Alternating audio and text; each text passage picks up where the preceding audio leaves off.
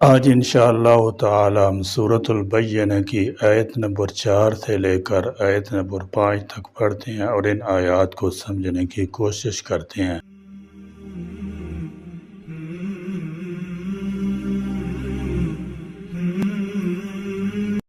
اعوذ باللہ من الشیطان الرجیم، بسم اللہ الرحمن الرحیم۔ وما تفرق الذین اوتوا الکتاب الا من بعد ما جاءتهم البینہ وما امروا الا لیعبدوا اللہ مخلصین له الدین حنفاء ویقیموا الصلاة ویؤتوا الزکاة وذلک دین القیمہ۔ وما اور نہیں تفرقہ کیا الذین ان لوگوں نے جو اوتو دیے گئے الکتاب کتاب الا مگر من بعد اس کے ما جاءتہم کہ آئی ان کے پاس البینہ واضح دلیل۔ فرمایا وما تفرق الذین اوتوا الکتاب الا من بعد ما جاءتهم البینہ، اور جن لوگوں کو کتاب دی گئی تھی انہوں نے تفرقہ نہیں کیا تھا مگر اس کے بعد جبکہ ان کے پاس البینہ آ چکی تھی، یعنی اسی طرح اس سے پہلے بنی اسرائیل کے پاس بھی البینہ اللہ کا رسول اور اس کی کتاب آئی تھی، مگر وہ لوگ اس کے بعد بھی راہ راست پر آنے کی بجائے تفرقہ بازی میں پڑ گئے۔ ان میں سے کچھ لوگ یہودی بن گئے اور کچھ نصارہ، بعد میں نصارہ مزید کئی فرقوں میں بٹتے چلے گئے۔ یعنی اس آیت میں اہل کتاب کے ایک جرم کا ذکر فرمایا، مشرکین کا نام نہیں لیا، کیونکہ جب پڑھے لکھوں کا یہ حال ہے تو جاہل مشرکین کی ضد اور عناد کا اندازہ خود کر لیں۔ چاہیے تو یہ تھا کہ جس پیغمبر آخر الزمان صلی اللہ تعالی علیہ وسلم کا انتظار کر رہے تھے،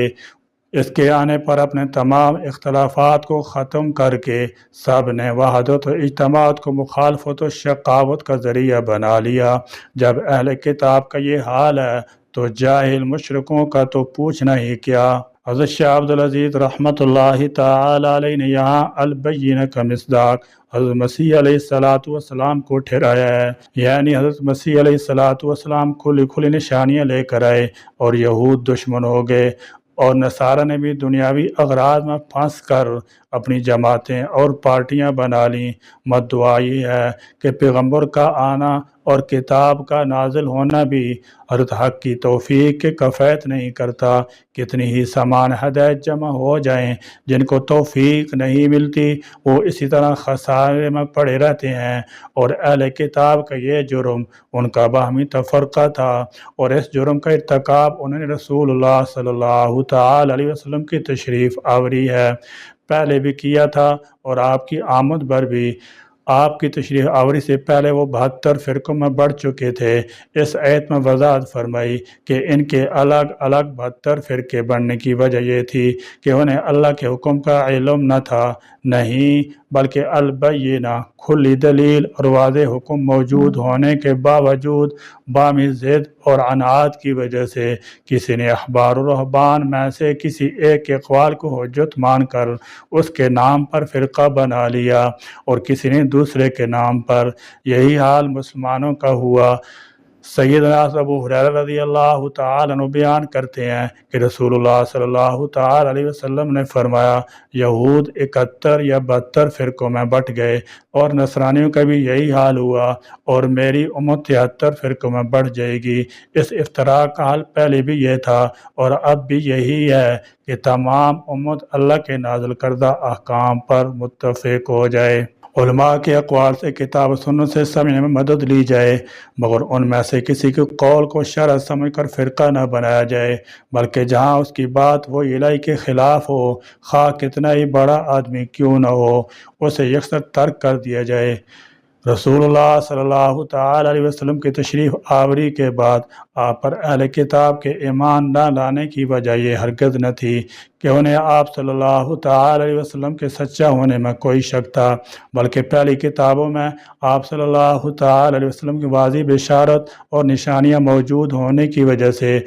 وہ آپ کو اپنے بیٹوں کی طرح بلکہ اس سے بھی بڑھ کر پہچانتے تھے، مگر محض حسد اور عناد کی وجہ سے آپ کے بارے میں جدا جدا ہو گئے۔ کوئی ایمان لے آیا اور کوئی کفر پر ڈٹا رہا۔ حسد اور عناد ایک تو یہ تھا کہ آپ بنی اسرائیل کی بجائے بنی اسماعیل سے کیوں ہیں،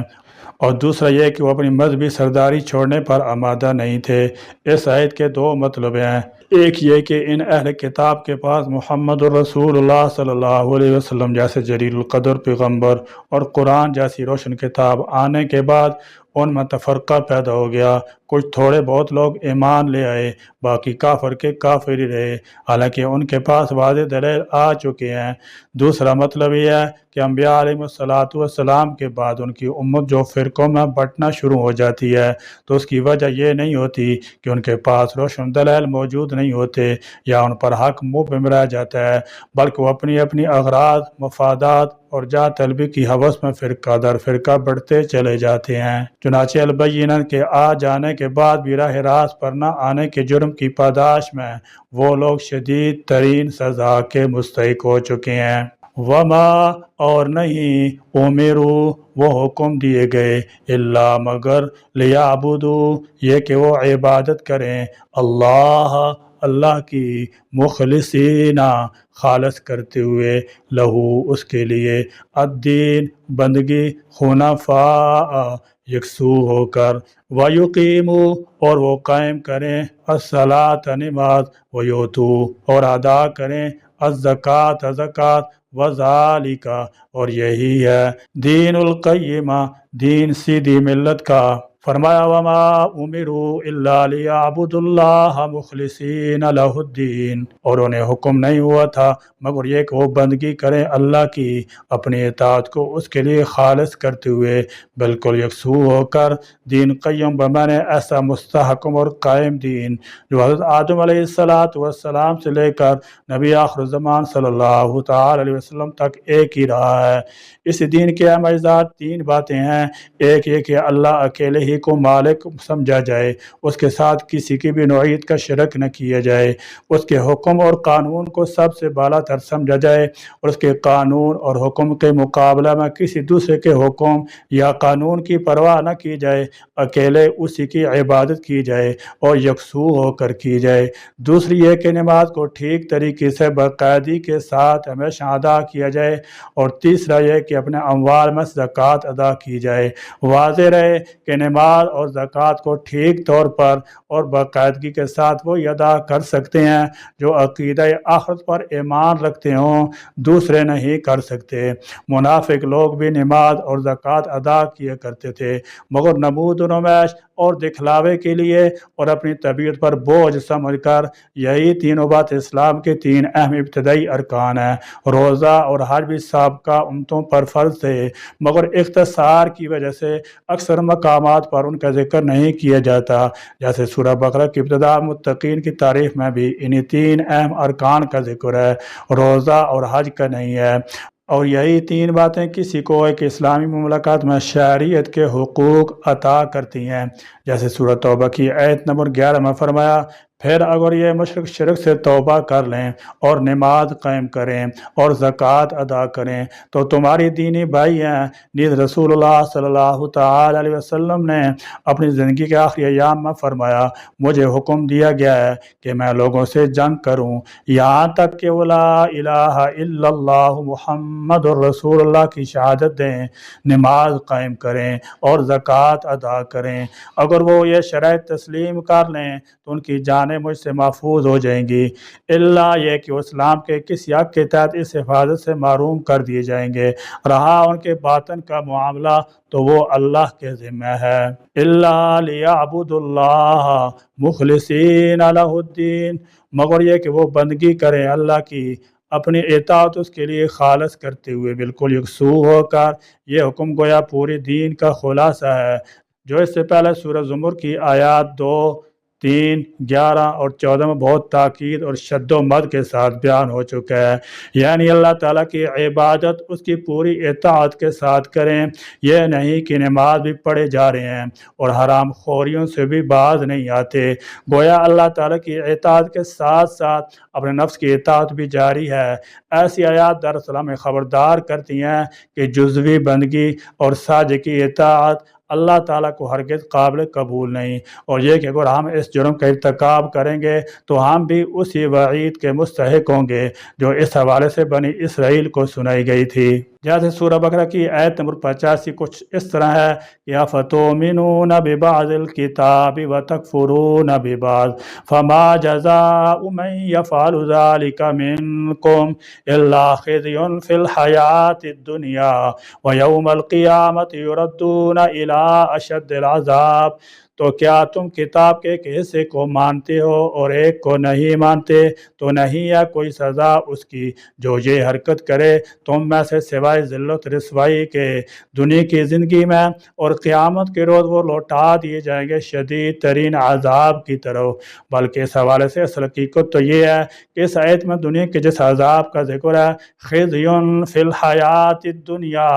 وہ اس وقت بحیثیت امت ہم پر مسلط ہو بھی چکا ہے، مقام عبرت ہے۔ آج مسلمانوں کی آبادی 2 ارب سے بھی زیادہ ہے، دنیا کی بہترین خطے اور بہترین وسائل ان کے قبضے میں ہیں، مگر اس کے باوجود عزت نام کی کوئی چیز ان کے پاس نہیں۔ بین الاقوامی معاملات کے حوالے سے مسلمان حکمرانوں کی حالت یہ ہے کہ عالمی معاملات میں کوئی ان کی رائے لینا بھی گوارا نہیں کرتا، بلکہ مسلمان ملکوں کی اپنی پالیسیوں کا اختیار بھی ان کے پاس نہیں ہے، ان کے سالانہ بجٹ بھی کہیں اور سے بن کر آتے ہیں۔ بہرحال اس آیت کے حکم کا مدعا یہی ہے کہ جسے اللہ کا بندہ بننا ہے اس کے لیے ضروری ہے کہ وہ اپنی پوری زندگی اس کے قانون کے تابع ہو کر اس کے حضور پیش ہو۔ قیصر کا حصہ قیصر کو دو اور خدا کا حصہ خدا کو دو والا قانون اللہ تعالیٰ کو قابل قبول نہیں۔ چنانچہ ایمان کے دعوے داروں کو چاہیے کہ وہ اللہ کی اطاعت کو خالص کرتے ہوئے پوری یکسوئی کے ساتھ اس کی عبادت کریں۔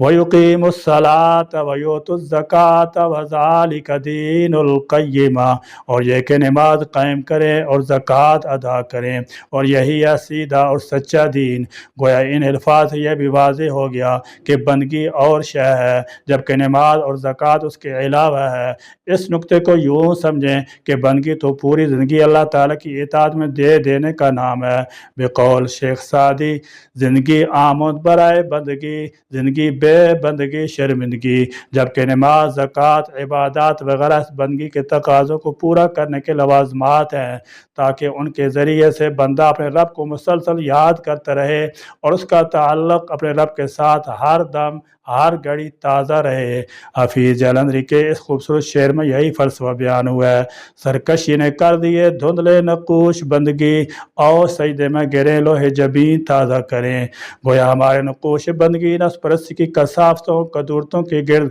غبار سے اکثر دھندلا جاتے ہیں، چنانچہ انہیں تازہ رکھنے کے لیے نماز، روزہ، زکوٰۃ اور دیگر مراسم عبودیت کے ذریعے ہم اللہ تعالیٰ کے حضور مسلسل حاضری دینے کی ضرورت رہتی ہے۔ جیسے ایک بندہ مسلمان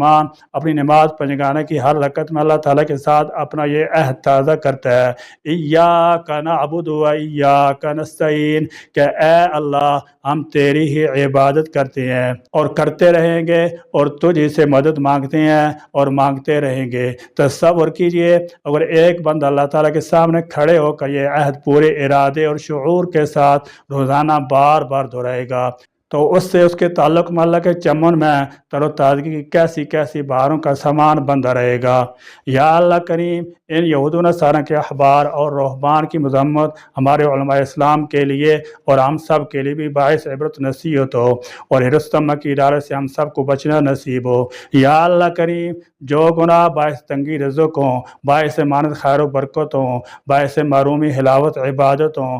سب معاف فرما دے۔ آمین ثم آمین، وآخر دعوانا الحمدللہ رب العالمین۔